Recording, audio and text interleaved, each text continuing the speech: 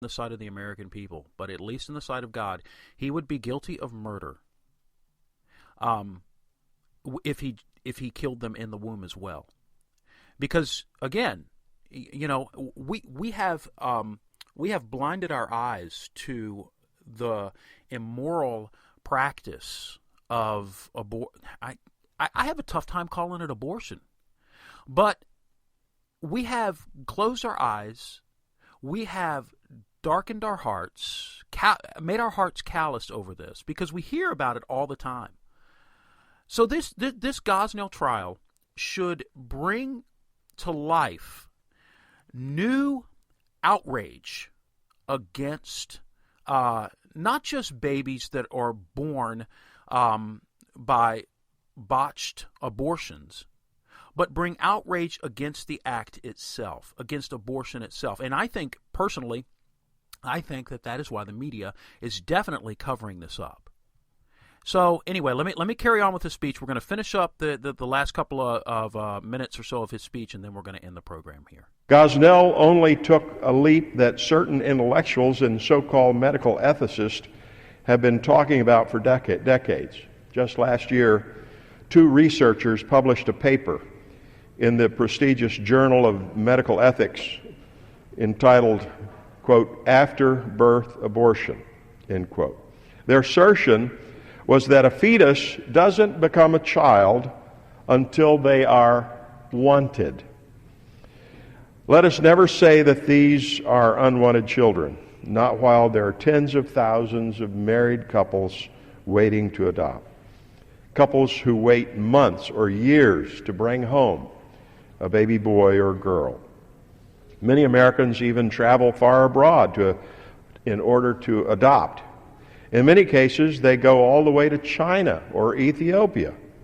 Gosnell's victims and the millions of other lives lost to abortion are by no means unwanted.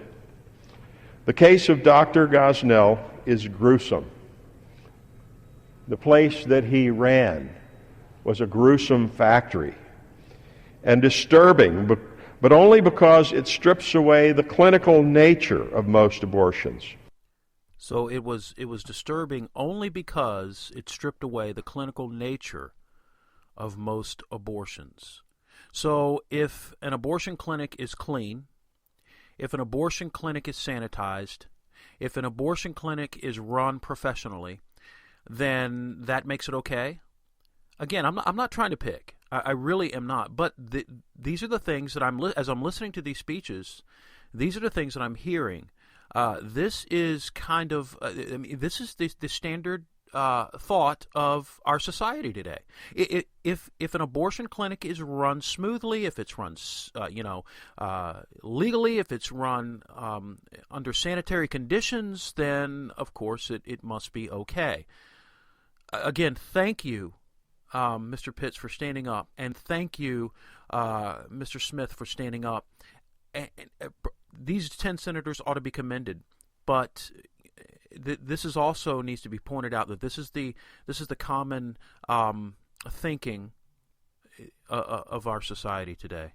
His carelessness exposed what the fetus actually was, a human that he cruelly murdered. And yet the press will remain silent on what is happening in this very important trial in Philadelphia. We ignore the tiniest human life at great peril because, as Gosnell demonstrates, flippancy for life creeps from the infant to the adult. We must protect all life, no matter how small or at what stage. And so I commend Congressman Smith and my other colleagues who've come to speak today about this important policy issue. It's about people. It's about children. It's about women.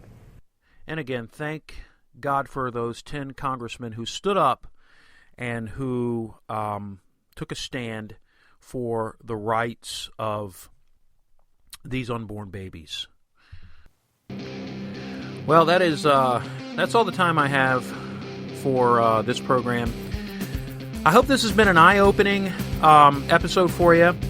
this is the kind of stuff that's going on out there that the media is not giving us. These horrible things that are going on, like the Gosnell trial, that the media is not paying much attention to.